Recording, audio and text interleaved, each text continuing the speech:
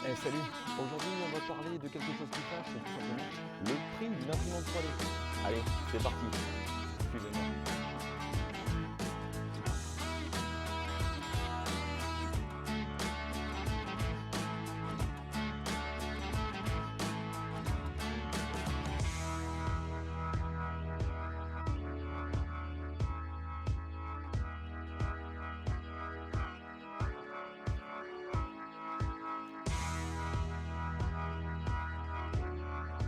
Aujourd'hui, on se retrouve pour une nouvelle vidéo, comme tu peux le voir encore une fois à l'extérieur, pour te parler de la troisième partie, comment bien choisir son imprimante 3D.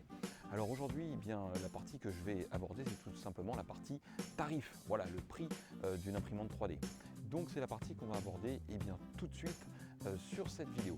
Et voilà les amis, on va se retrouver aujourd'hui pour parler d'un sujet plutôt tabou, c'est tout simplement le prix.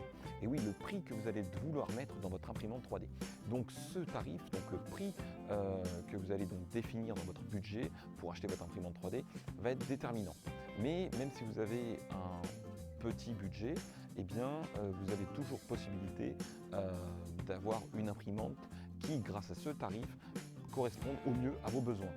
Alors, il y a certaines choses qui sont des éléments qui ne sont pas forcément indispensables, comme par exemple avoir un plateau chauffant ou pas. Donc ça peut faire réduire le coût de votre imprimante. Vous pouvez bien entendu acheter une imprimante qui n'a pas de plateau chauffant et par la suite mettre un plateau chauffant. Ça c'est tout à fait possible et ça va faire baisser un petit peu le coût de votre imprimante.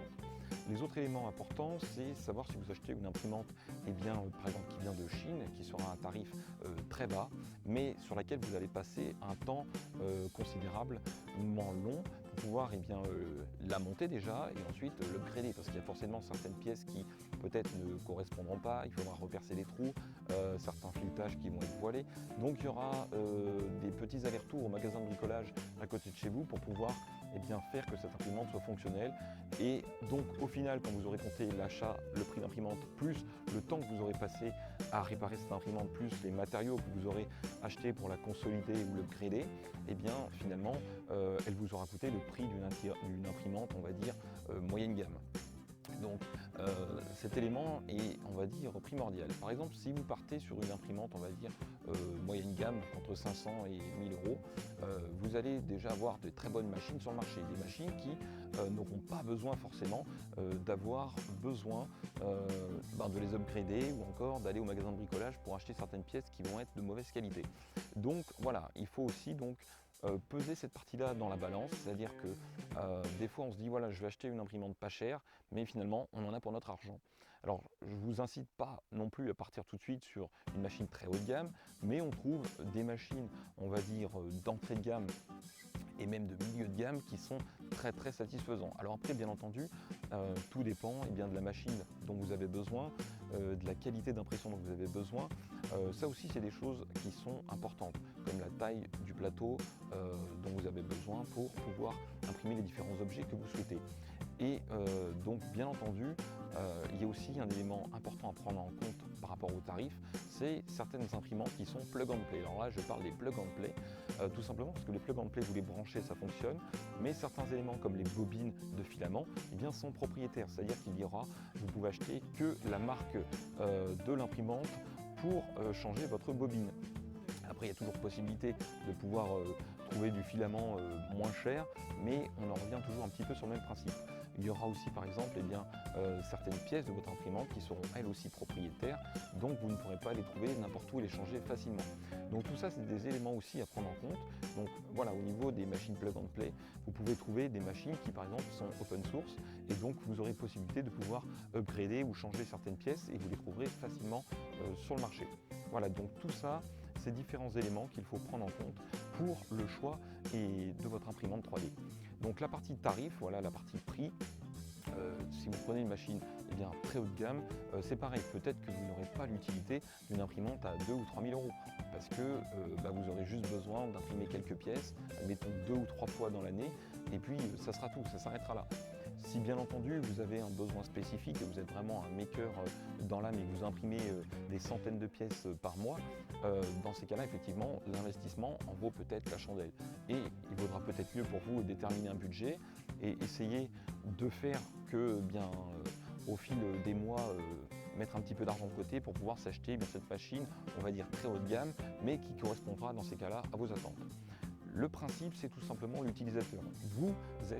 Vous avez la réponse, puisque voilà, moi je fais cette vidéo dans le cadre de vous aiguiller au mieux sur un petit peu les erreurs à ne pas commettre, et aussi bien pour vous permettre à vous qui êtes derrière cette vidéo, qui êtes derrière votre écran, à trouver l'imprimante qui correspond au mieux à vos besoins.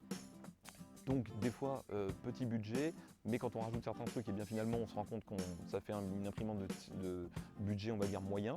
Donc pourquoi pas partir directement sur une imprimante budget moyen pour pouvoir satisfaire au mieux ses besoins. Alors après, si vous êtes un bricoleur dans l'âme et que pour vous la bricole ça ne vous fait pas peur, foncez sur une imprimante d'entrée de gamme. Mais voilà, vous saurez à quoi vous attendre. Il y aura donc pas mal d'améliorations, pas mal de choses à modifier, et aussi bien entendu un investissement au niveau de matériel et certaines pièces qu'il faudra changer. Si par exemple vous investissez dans une imprimante, je ne sais pas, qui est un cadre en acrylique, voilà, vous savez que dans l'avenir il faudra changer ce cadre parce que ce n'est pas un cadre qui sera résistant sur le long terme. Donc voilà, la résistance des matériaux aussi est importante. Forcément, quand on prend une imprimante à 50 € et une imprimante à 500, il y a forcément une différence. Le prix est justifié par le choix souvent des matériaux.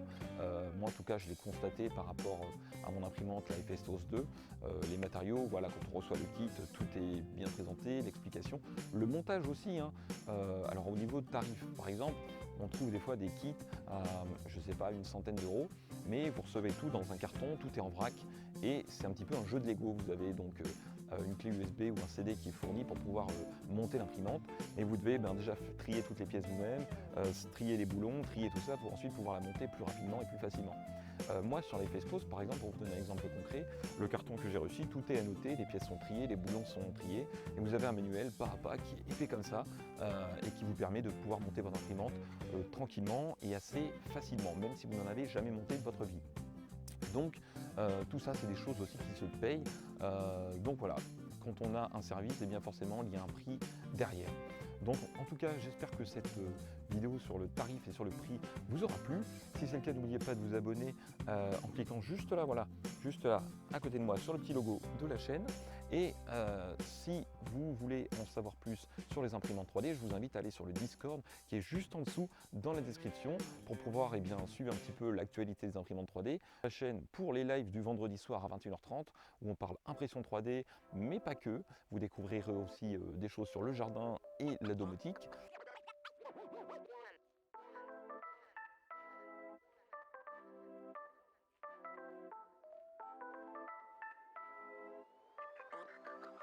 Salut, je suis juste là. Et oui, donc en tout cas j'espère que tu as aimé cette vidéo. N'oublie pas, si tu n'es pas encore abonné à la chaîne, de t'abonner en cliquant juste là. Et surtout, n'oublie pas qu'on se retrouve chaque vendredi à 21h30 pour un nouveau live. Voilà, j'espère que cette vidéo vous a plu. N'oubliez pas que vous êtes formidables. Ciao les makers.